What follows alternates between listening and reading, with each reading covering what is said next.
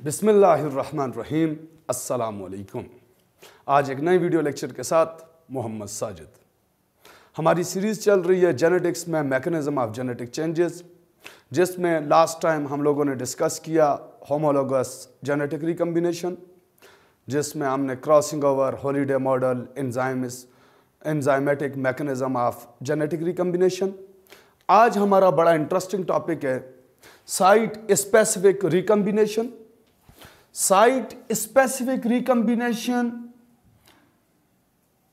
is also known as enzymatic recombination. Why enzymatic recombination? हम लोग जब इंशाअल्लाह अज़ीज़ आज इस टॉपिक को डिस्कस करेंगे तो इसमें देखेंगे कि हमारे पास एक्सचेंज ऑफ डीएनए मटेरियल हो रहा है, लेकिन eight specific site because of action of enzyme. सबसे पहले अगर साइट स्पेसिफिक जेनेटिक रिकम्बिनेशन की हम लोग डेफिनेशन देखें तो it is a type of genetic recombination in which DNA strand exchange. इसमें हमारे पास डीएनए स्ट्रैंड के अंदर एक्सचेंज आएगा बिटवीन टू डीएनए, लेकिन यहां पे जो एक्सचेंज होगा वो एक्सचेंज होगा एट स्पेसिफिक सेगमेंट। इस टॉपिक का नाम साइट स्पेसिफिक रिकम्बिनेशन इसी वजह से है कि exchange of DNA strand takes place at specific site या between specific segment of two chromosome और टू डीएनए। हमारे पास जब कभी दो डीएनए में एक्सचेंज हो, लेकिन वो एक्सचेंज एट स्पेसिफिक साइट या स्पेसिफिक सेगमेंट हो, तो उसको हम लोग कहेंगे साइट स्पेसिफिक रिकम्बिनेशन। ये जो साइट स्पेसिफिक सेगमेंट होगा, जो एक्सचेंज होगा, इसकी ऑलमोस्ट लेंथ होती है 30 to 200 न्यूक्लियोटाइड्स। यानी साइट स्पेसिफिक में a short fragment of DNA exchange from one DNA to another DNA, and the length of that short fragment is almost from 30 to 200 nucleotides.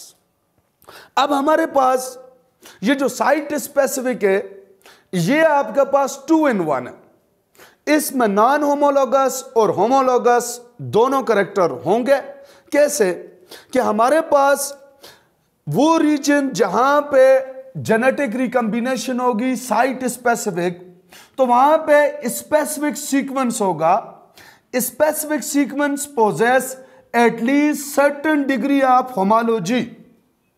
हमारे पास जब दो डीएनए के अंदर, अभी हम लोग डिस्कस करेंगे कि जब एक्सचेंज होगा तो उस एक्सचेंज के लिए जहां पे अटैचमेंट होगी, उस अटैचमेंट साइट के ऊपर सीक्वेंस ऑफ न्यूक्लियोटाइड जो है वो सेम होनी चाहिए, जिसको हम लोग कहेंगे होमोलॉजी। चूंकि होमोलोगस साइट के ऊपर, चूंकि होमोलोगस सीक्वेंस ऑफ न्यूक्लियोटाइड के ऊपर अटैचमेंट होगी ड्यूरिंग एक्सचेंज ऑफ डीएनए, इसलिए इस रीजन को कहा जाएगा अटैचमेंट साइट। अटैचमेंट साइट की सिंपल डेफिनेशन क्या है? Attachment site is a that sequence of nucleotide which is homologous between two different DNAs, तो उसको हम लोग कहेंगे अटैचमेंट साइट। और ये साइट होगी बिकॉज ऑफ होमोलॉजी या बिकॉज ऑफ होमोलोगस या because of similar sequence of nucleotides on two different DNA. अब हमारे पास चूंकि ये जो साइट स्पेसिफिक रिकम्बिनेशन है वो बिकॉज ऑफ एंजाइम है, और इस वजह से इसको कहा एंजाइमेटिक रिकम्बिनेशन। तो इसमें जो ग्रुप ऑफ एंजाइम यूज होगा that is known as site specific recombinase. Site specific recombinase means a group, a class of enzyme which involve in recombination at a specific position at a specific site. Therefore this group of enzyme is known as site specific recombinase। कि ये site specific site के ऊपर recombination करेंगे, इसलिए इनका नाम है site specific रिकम्बिनेज। अब हमारे पास साइट स्पेसिफिक रिकम्बिनेशन के लिए जो फर्स्ट एग्जांपल स्टडी हुई वो हुई बिटवीन बैक्टीरियोफेज एंड बैक्टीरिया। जो बैक्टीरियोफेज था वो था मोस्ट कॉमन लैम्डाफेज, और जो बैक्टीरिया था वो था मोस्ट कॉमन इकोलाई। अब जब हम लोगों ने देखा कि फेज और इकोलाई के दरमियान स्पेसिफिक ट्रांसडक्शन हो रही है, वो स्पेसिफिक ट्रांसडक्शन की रीजन क्या थी, तो जब इनके डीएनए सीक्वेंस को स्टडी किया गया, फेज डीएनए और इकोलाई डीएनए को, तो फेज और इकोलाई डीएनए के अंदर होमोलॉजी मिली इस सीक्वेंस की triple T A T A C. 5 prime पे हमारे पास triple T A T A C on 3 prime. तो ये जो होमोलॉजी थी वो कॉमन थी between bacteriophage DNA and E coli DNA. देखा, ऑब्जर्व ये किया गया कि जहां पे ये होमोलॉगस पॉइंट है वहां पे बैक्टीरियल डीएनए फेज डीएनए के अंदर या फेज डीएनए बैक्टीरियल डीएनए के अंदर इंटीग्रेशन कर रहा है। चूंकि इंटीग्रेशन हो रही है, exchange of parts of DNA हो रहा है, इसलिए साइट स्पेसिफिक रिकम्बिनेजेस की जो मोस्ट कॉमन एग्जांपल होती है वो होती है इंटीग्रेस। इंटीग्रेस बेसिकली कैटालिटिक नेचर के एंजाइम है। ये एंजाइम क्या करते हैं, ये फेज के डबल स्ट्रैंड डीएनए और इकोलाई के डबल स्ट्रैंड डीएनए को निक यानी क्लीवेज करके ब्रांच माइग्रेशन करके उनके दरमियान हॉलीडे जंक्शन या हॉलीडे मॉडल बना देते हैं। ऑलरेडी प्रीवियस वीडियो में मैंने हॉलीडे मॉडल को पूरी डिटेल से डिस्कस किया, आप उसको देख सकते हैं कि जब हमारे पास 2 डीएनए में निक बनने के बाद जब ब्रांच माइग्रेशन होगी, ब्रांच माइग्रेशन के बाद उनमें लाइगेशन होने के बाद जो जंक्शन बनेगा उसे कहा जाएगा हॉलीडे मॉडल। अब वो हॉलीडे मॉडल की जब आपके पास रेजोल्यूशन होती है इधर हॉरिजॉन्टल और वर्टिकल, तो उसके रिजल्ट में exchange of parts of DNA होते हैं जिसको हम लोग कहते हैं जेनेटिक रिकम्बिनेशन। लेकिन ये जो हॉलीडे मॉडल बनेगा ये इस केस में not required complete homologous segment while only a small sequence which is known as homology or attachment site, सिर्फ वो चाहिए इसका हॉलीडे मॉडल बनाने के लिए। अब हमारे पास जब साइट स्पेसिफिक रिकम्बिनेशन होगी तो उसके आउटकम्स क्या होंगे, उसका प्रोडक्ट यानी जेनेटिक रिकम्बिनेशन प्रोडक्ट हमें क्या मिलेगा। तो जेनेटिक रिकम्बिनेशन प्रोडक्ट हमारे पास 3 फॉर्म में हो सकता है। नंबर 1 इंसर्शन, नंबर 2 डिलीशन और इन्वर्जन। तो simply because of site specific recombination there may be insertion in DNA, there may be deletion in DNA or inversion in DNA। कि हमारे पास जब एक्सचेंज होगा उस एक्सचेंज में या तो इंसर्शन या तो डिलीशन या तो क्या पॉसिबल है इंसर्शन। अब ये 3 मैकेनिज्म कैसे होंगे उनको अगर हम लोग सिंपल स्केच आउट करें तो सिंपली मैंने यहां पे एक डोनर डीएनए रेड कलर से रिप्रेजेंट किया जिस पे सिंबॉलिकली हमारे पास है जीन ए और जीन बी। जीन ए और gene B belongs to donor DNA यानी फॉर एग्जांपल फेज डीएनए, और हमारे पास दूसरे नंबर पे जो डीएनए मैंने ब्लू कलर से सिंबॉलिकली रिप्रेजेंट किया वो डीएनए है रिसिपिएंट। वो डीएनए रिसिपिएंट डीएनए जो है उसमें मैंने सिंबॉलिकली 2 जीन को रिप्रेजेंट किया, जीन एक्स और जीन वाई। अब होगा क्या कि इन दोनों की इस साइड के ऊपर होमोलॉजी प्रेजेंट होगी यानी कि अटैचमेंट साइट प्रेजेंट होगी। A short sequence of nucleotide in दोनों के दरमियान सिमिलर होगा जिस पे इंटीग्रेज एक्शन के बाद कैटालिटिक नेचर की वजह से हमारे पास ये वाला जो फ्रेगमेंट है रेड वाला यानी डोनर वाला वो इंटीग्रेज हो जाएगा इनटू ब्लू और उसका रिजल्ट होगा ये। अब यहां पे आप इंसर्शन में देखें तो जो रिसिपिएंट डीएनए था उसमें जस्ट 2 जीन्स मैंने सिंबॉलिकली रिप्रेजेंट किए एक्स एंड वाई, लेकिन इसके मिड में आप देखें तो मैंने पोर्शन ऐड किया डोनर डीएनए का यानी कि रेड कलर के डीएनए का जिसमें जीन मौजूद है ए एंड बी। अब हमारे पास यहां पे रिसिपिएंट डीएनए के अंदर जीन ए और जीन बी इंसर्ट हो गए because of specific homologous site, because of specific attachment site. तो ऐसा केस जिसमें रिसिपिएंट डीएनए के अंदर बाहर से कोई डीएनए, बाहर से डोनर डीएनए के जीन्स इंसर्ट हो तो उसको कहा जाएगा इंसर्शन। नेक्स्ट नंबर पे डिलीशन।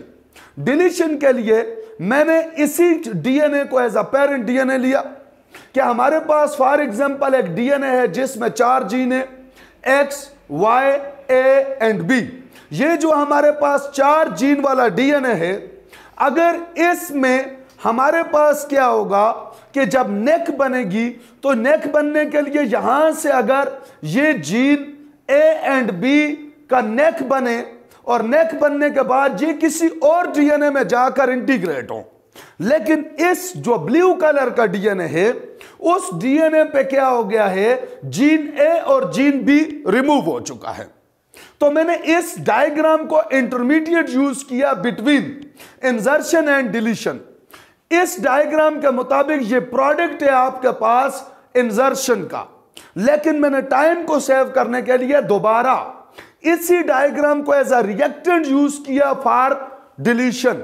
कि हमारे पास फॉर एग्जांपल डीएनए है gene A, B, X and Y का, तो उसमें आप देखें तो उसमें कैटालिटिक नेचर की वजह से जब यहां से ए एंड बी का फ्रेगमेंट रिमूव हुआ तो अब मेरे पास जो प्रोडक्ट है वो है एक्स एंड वाई जीन वाला डीएनए। तो यहां पे आप देखें तो ए एंड बी जीन्स जो हैं वो डिलीट हो गए because of specific site recombination. तीसरे नंबर पे हमारे पास है इन्वर्जन। ये word inversion represent to the inverted portion या इन्वर्टेड।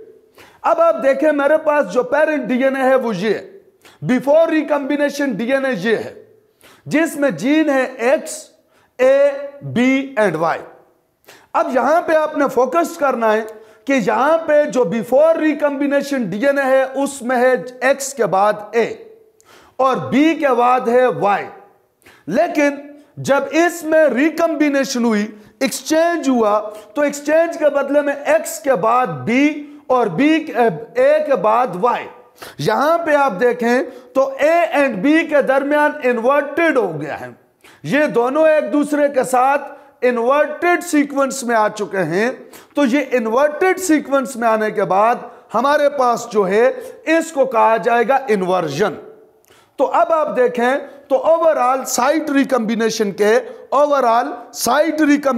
के 3 आउटकम्स हैं, ईदर इंसर्शन के DNA add, deletion DNA remove, or inversion के DNA no change in the sequence of DNA but no change on the gene of DNA but the sequence of gene will be changed। ये हमारे पास हैं outcomes। अब हमारे पास हैं types of site specific recombination। Typically हमारे पास 2 types हैं, एक है कंजर्वेटिव साइट स्पेसिफिक रिकॉम्बिनेशन और दूसरी है ट्रांसपोजिशनल साइट स्पेसिफिक रिकॉम्बिनेशन। इन दोनों में डिफरेंस क्या है? मोस्टली लोग जो हैं वो कंजर्वेटिव को ही साइट स्पेसिफिक में कंसिडर करते हैं, लेकिन आप लोगों ने याद रखना है कि दोनों टाइप्स हैं, कंजर्वेटिव साइट स्पेसिफिक रिकॉम्बिनेशन और ट्रांसपोजिशनल साइट स्पेसिफिक रिकॉम्बिनेशन। अब कंजर्वेटिव अभी तक जितना भी हम लोगों ने एक्सप्लेन किया वो हमारा टास्क था, उसको हमने सामने रखा कंजर्वेटिव साइट स्पेसिफिक रिकॉम्बिनेशन। जैसे हम लोगों ने कहा कि इनमें certain nucleotides of homologous sequence होगा, यानी कि ये होगा बिकॉज ऑफ होमोलॉजी, और इसमें जो एंजाइम्स यूज होंगे वो यूज होंगे साइट स्पेसिफिक रिकॉम्बिनेशन एंजाइम या सिंपली साइट स्पेसिफिक रिकॉम्बिनेस। तो ये अभी तक हम लोगों ने डिलीशन, इन्वर्जन या इंसर्शन जो बिकॉज ऑफ होमोलॉजी डिस्कस किया वो था कंजर्वेटिव साइट स्पेसिफिक रिकॉम्बिनेशन। लेकिन जो ट्रांसपोजिशनल है, ट्रांसपोजिशनल साइट स्पेसिफिक रिकॉम्बिनेशन में बेसिकली क्या होगा, ये ट्रांसपोजिशनल का वर्ड आया है ट्रांसपोजन से। इंशाअल्लाह अजीज इस यूनिट के बाद हमारा नेक्स्ट टॉपिक होगा ट्रांसपोजान्स। ये जो ट्रांसपोजान्स वाला टॉपिक होगा इसमें हम लोग एक चीज पढ़ेंगे, जंपिंग जीन। ये जो ट्रांसपोजान्स या जंपिंग जीन है, इन ट्रांसपोजान्स या जंपिंग जीन्स की वजह से साइट स्पेसिफिक रिकम्बिनेशन होगी, उसको कहा जाएगा ट्रांसपोजिशनल साइट स्पेसिफिक रिकम्बिनेशन। इसमें होता क्या है कि मोबाइल एलिमेंट्स यानी जंपिंग जीन यानी transposon inserted into the target DNA. यहां पे भी हमारे पास टू टाइप्स ऑफ डीएनए होंगी, एक होगा डोनर डीएनए, दूसरा होगा टारगेट डीएनए। अब होगा क्या कि हमारे पास यहां पे दो मैकेनिज्म्स हैं। ये ट्रांसपोजान्स यानी जंपिंग जीन जो हैं या तो directly in form of DNA insert होंगे या तो थ्रू आरएनए, यानी इनका इंटरमीडिएट स्टेज दरमियान में होगा आरएनए। डायरेक्टली डीएनए वाली तो सिंपल सी बात है। वो क्या बात है, डीएनए ट्रांसपोजान्स में ये मैंने ब्लैक कलर का डीएनए लिखा डोनर, ये डोनर डीएनए है। इस डोनर डीएनए के अंदर ग्रीन कलर का ट्रांसपोजान है यानी जंपिंग जीन। तो होगा क्या कि ये जो जंपिंग जीन है ट्रांसपोजान्स, ये निक की वजह से यहां से होगा रिमूव, तो ये रिमूव होने वाली चीज है डीएनए। अब ये डीएनए डायरेक्टली जाकर किसी रिसिपिएंट डीएनए या रिसिपिएंट पोर्शन के ऊपर इंटीग्रेट हो रहा है, तो यहां पे टारगेट डीएनए में इंसर्शन हो रही है ऑफ जंपिंग जीन यानी कि ट्रांसपोजान्स।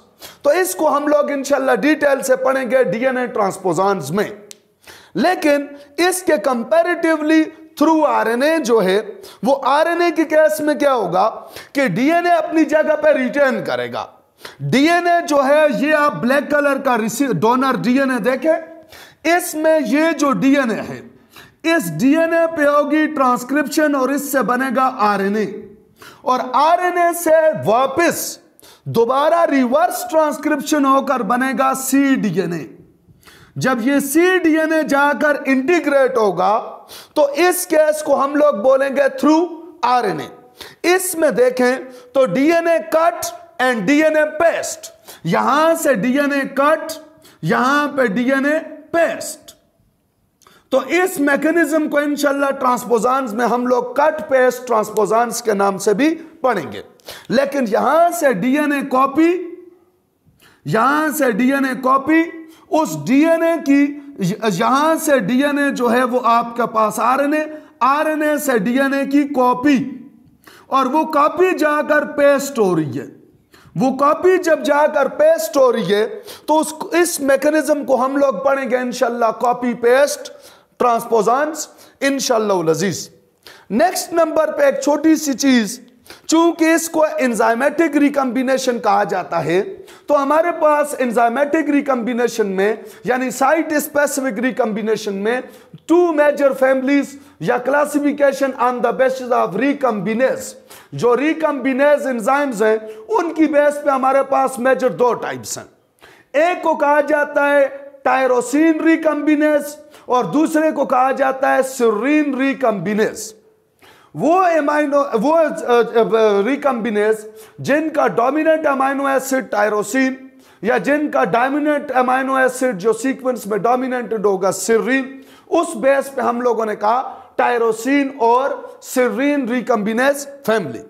अब यहां पे बेसिकली इनका जो बेसिक रूल है वो सेम है कि इन्होंने क्या करना है कि डीएनए में जो है वो नेक क्लीवेज काज करके उस डीएनए को इंटीग्रेट करना है एट एनी अदर पोजीशन। लेकिन इनका रूल जो है, इनका फंक्शन करने के लिए जो मैकेनिज्म है वो एक दूसरे से अपोजिट है।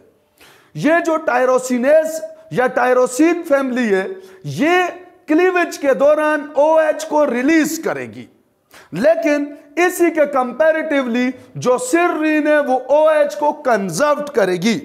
तो सिंपल सी बात है कि जब आपके पास साइट स्पेसिफिक रिकम्बिनेशन हो और डीएनए क्लीवेज के दौरान अगर हाइड्रोक्सिल ग्रुप रिमूव हो रहा है, रिलीज हो रहा है, तो वो एंजाइम है टायरोसिनेज, और अगर वो कंजर्व रहता है तो वो एंजाइम है आपके पास सिरीन।